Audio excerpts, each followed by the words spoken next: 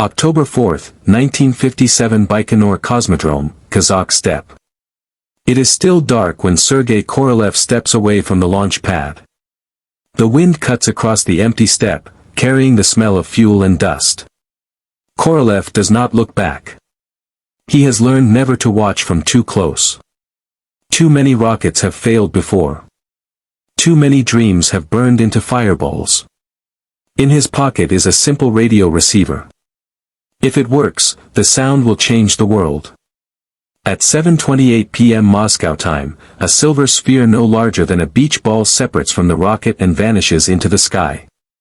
Minutes later, a signal crackles across the airwaves: beep, beep, beep. It is faint.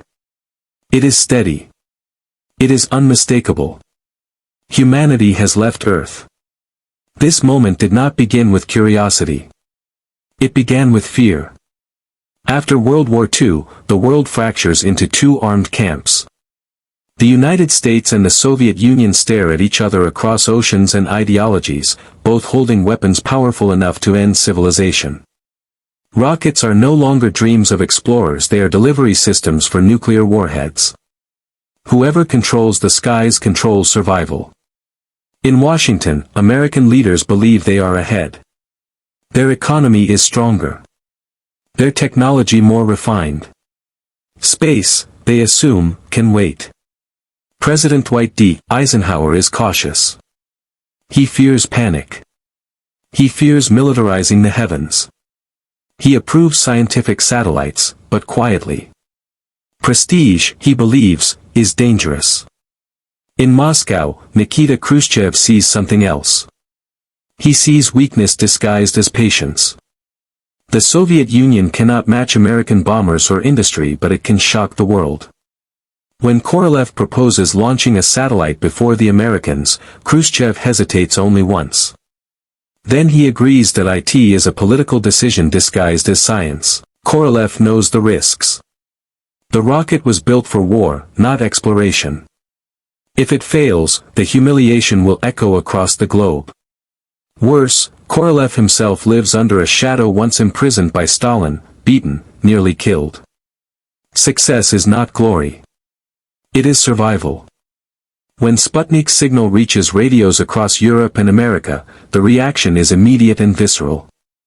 People step outside at night, scanning the sky.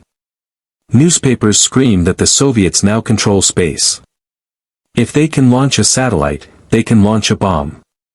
The Cold War has just moved overhead. In the White House, Eisenhower listens carefully and says almost nothing. But behind closed doors, urgency ignites. American scientists demand action. Military leaders demand rockets. Parents demand answers. The question is no longer if the United States should go to space, but how fast. Sputnik does not carry weapons. It carries no cameras. No humans. Just a signal.